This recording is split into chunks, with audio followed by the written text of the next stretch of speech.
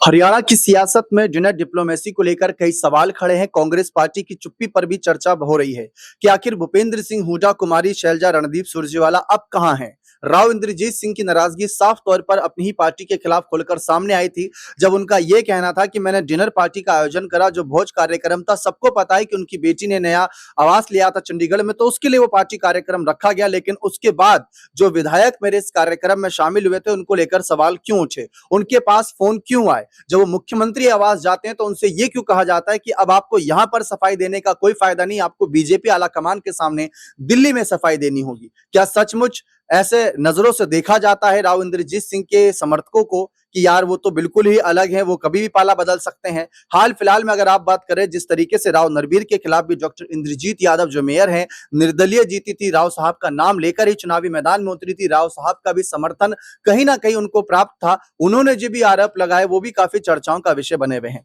लेकिन फिलहाल इन सब के खेल में अगर हम देखें तो सबसे बड़ी भूमिका आती है भूपेंद्र सिंह हुड्डा की। चाहे आप कुछ कुछ भी कह लीजिए कि कांग्रेस हुड्डा जी की वजह से हारी, अगर आम आदमी पार्टी से गठबंधन कर लिया होता तो शायद जीत सकते थे, अगर गुटबाजी खत्म हो गई तो शायद जीत सकते थे, कुछ भी कहिए। लेकिन भूपेंद्र सिंह हुड्डा का कद बड़ा है, ये बात कांग्रेस पार्टी भी जानती है, गांधी परिवार भी जानता है। इसी वजह से चुनाव में इतनी करारी हार होने के बावजूद, नतीजे सबके सामने होने के बावजूद भूपेंद्र सिंह हुड्डा पर कोई कार्रवाई नहीं हुई थी, उन्हें पीछे नहीं किया गया था। अब जिस तरीके से यही माहौल है कि राव इंद्रजीत सिंह जो एक तरफ नाराजगी जता रहे हैं, इसी मौके का फायदा अभी तक हुड्डा गुट क्यों नहीं उठा पाया है, कांग्रेस क्यों नहीं उठा पाई, क्यों नहीं उनकी बेटी को या उनको कोई बड़ा पद का ऑफर देते हुए अपने पाले में नहीं ला पाए। अगर हुड्डा के मन में यही है कि वो ही सीएम बनना चाहते हैं और अपने दम पर बनना चाहते हैं या किसी के समर्थन से बनना चाहते हैं, तो बात सही लगती है। लेकिन डेप्यूटी सीएम पद को लेकर भी एक प्रथा चली आई है। अगर आज काफी राज्य उठाकर आप देखें, चाहे मध्य प्रदेश, राजस्थान, छत्तीसगढ़ या बिहार की बात करें, महाराष्ट्र की बात करें,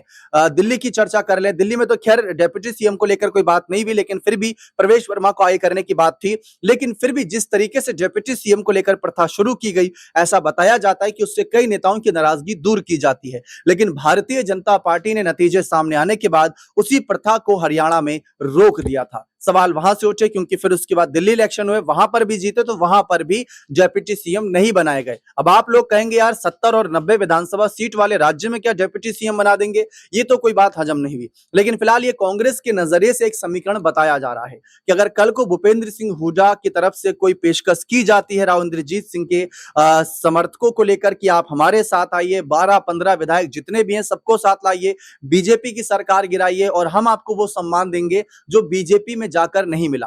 इसी मुद्दे पर जब हमने विस्तार पूर्वक जानकारी बटोरने की कोशिश करी तो हमारे खास सहयोगी दिनेश सर का इस पर एक बहुत ही बेहतरीन जवाब आया। देखिए उन्होंने क्या कहा यहाँ पर हुड्डा और राव इंद्रजीत सिंह के एक साथ आने पर। देखिए, भूपेंद्र सिंह हुड्डा के पास इस वक्त हरियाणा में एक सुनहरा मौका है, क्योंकि व्यक्तिगत रूप से देखा जाए तो राव इंद्रजीत सिंह और भूपेंद्र सिंह हुड्डा के संबंध काफी मधुर रहे हैं। हालांकि राजनीतिक तौर पर कुछ ऐसे फैसले थे जो भूपेंद्र सिंह हुड्डा के द्वारा लिए गए और जो फैसले राव इंद्रजीत सिंह को पसंद नहीं आए। जाहिर तौर पर उन्होंने कुछ आरोप लगाए थे कि भूपेंद्र सिंह हुड्डा जिस वक्त मुख्यमंत्री थे उस वक्त क्षेत्रवाद लगातार बढ़ रहा था, एक इलाके में ही लगातार विकास हो रहा था। और उसी आधार पर राव इंद्रजीत सिंह ने कहा कि जब मैंने ये पाया कि अहिरवार क्षेत्र को उस आधार पर तवज्जो नहीं मिल रही है जिस आधार पर दूसरे क्षेत्रों में लगातार जो है विकास कार्य करवाए जा रहे हैं, तो इसको लेकर भूपेंद्र सिंह हुड्डा और राव इंद्रजीत सिंह के बीच अनबन हो गई थी। हालांकि कांग्रेस पार्टी से इस्तीफा दिए बिना ही उन्होंने इंसाफ मंच का गठन कर लिया था। लेकिन अब जो परिस्थितियां हैं उसमें भूपेंद्र सिंह हुड्डा ने कहा है कि भाई भारतीय जनता पार्टी राव इंद्रजीत सिंह को शामिल उन्होंने क्यों किया था। उन्होंने तो राव इंद्रजीत सिंह को कहीं ना कहीं यही प्रलोभन दिया था कि यदि सरकार बनती है तो आपको बड़ा जिम्मा दिया जाएगा, आपकी बड़ी जिम्मेदारी निर्धारित की जाएगी। और केंद्रीय मंत्री तो राव इंद्रजीत सिंह डॉक्टर मनमोहन सिंह की सरकार में थे, तो बड़ी जिम्मेदारी से सिर्फ वो मोहताज ये थे कि उन्हें हरियाणा के मुख्यमंत्री की कुर्सी पर बैठने का अवसर नहीं मिला था। और इसी आस उम्मीद के साथ राव इंद्रजीत सिंह भारतीय जनता पार्टी में शामिल हुए थे, लेकिन बीजेपी ने उनकी पीठ में छुरा घोंपा है। यानी कि सीधे तौर पर भूपेंद्र सिंह हुड्डा यहाँ पर राव इंद्रजीत सिंह को एक ऑफर देते हुए नजर आ रहे हैं। लेकिन एक बड़ी चीज जो देखने लायक ये है कि कांग्रेस पार्टी इस फैसले में कहीं ना कहीं भारतीय जनता पार्टी से कोसों दूर खड़ी हुई है, क्योंकि भाजपा ऐसे मौके अक्सर छोड़ती नहीं है। हमने मध्य प्रदेश में देखा कि ज्योतिरादित्य सिंधिया का छोटा सा वो एक क्लू मिला उन्हें कि वो कमलनाथ से नाराज हैं, और उसी आधार पर अमित शाह ने जिस तरीके से अपने पूरे संगठन को सक्रिय किया और उसके बाद ज्योतिरादित्य सिंधिया को ये ऑफर दिया कि यदि आप सरकार में साझेदार होते हैं तो आपको केंद्र में बड़ी जिम्मेदारी दी जाएगी, और उसी आधार पर कमलनाथ की सरकार को मध्य प्रदेश में धराशायी किया गया।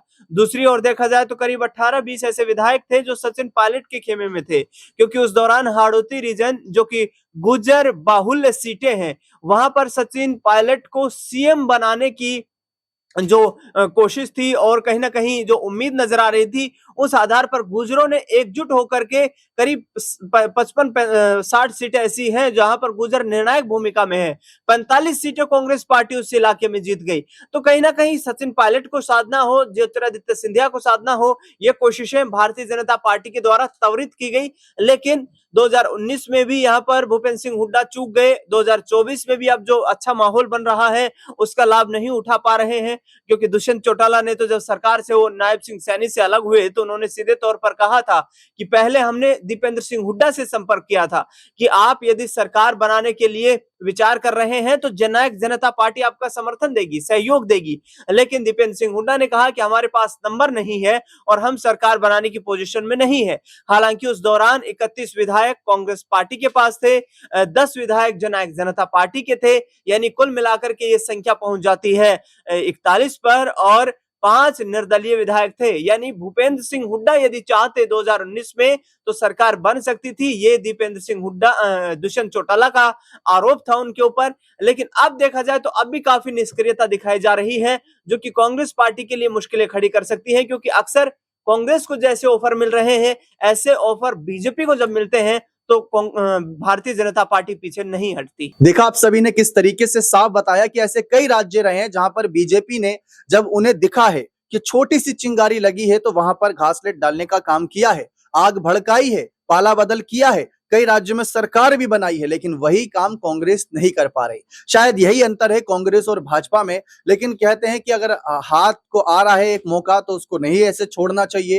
राव इंद्रजीत सिंह जिस तरीके से पहले अपने पद को लेकर चिंतित थे, फिर सीएम पद को लेकर चिंतित थे, फिर बेटी की आवाज पर अगर भोज कार्यक्रम का आयोजन क्या कर लिया, फिर विधायकों से सवाल पूछे जा रहे हैं, तो ये कब तक बर्दाश्त किया जाए। अब देखिए राव इंद्रजीत सिंह सीएम क्यों नहीं बन पा रहे, इसके पीछे का एक कारण यह भी बताया जाता है कि वो अपने अहिरवाल बेल्ट को ज्यादा आगे बढ़ाते हैं। अब जिस तरीके से नायब सिंह सैनी के अगर आप उस बयान को याद करें कि मैं करीब 3 करोड़ हरियाणा वासी का सीएम हूं, ना कि किसी एक क्षेत्र एक जाति का, तो ये बात साफ नजर आती है। क्योंकि राव इंद्रजीत सिंह की तरफ से बहुत बार, लगभग हर बार यही नजर आता है कि वो सिर्फ दक्षिण हरियाणा यानी अहिरवाल बेल्ट को ही ज्यादा सपोर्ट करते हैं। तो शायद यही कारण है कि बीजेपी भी नहीं चाहती कि किसी एक क्षेत्र को आगे बढ़ाने वाला नेता सीएम बन जाए। ऐसे में बाकी राज्यों में विरोधाभास शुरू हो जाएगा, और शायद यही कारण है कि कांग्रेस भी इतना आगे नहीं बढ़ाने पर विचार करती, क्योंकि दक्षिण हरियाणा अहिरवाल बेल्ट यही आप सुनने को मिलेगा अगर आप राव इंद्रजीत सिंह के बारे में खबरें छानने की कोशिश करें। तो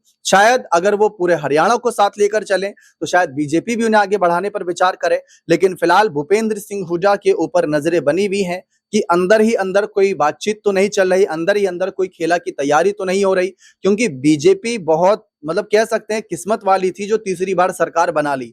वरना आप जाकर देखिए सारे सर्वे, सारे एग्जिट पोल इसी और इशारा करेंगे कि कांग्रेस जीतने वाली थी। 60 सीटों तक की यहां पर चर्चा थी, लेकिन अंततः हुआ क्या, 37 सीटों पर ही उनको कहीं ना कहीं थोड़ा बहुत चिंता का व्यक्त करने का मौका मिला। लेकिन फिर भी आगे कोशिशें जारी रहेंगी। देखते हैं आगे क्या माहौल बनता है। बने रहें चैनल के साथ। बहुत बहुत शुक्रिया।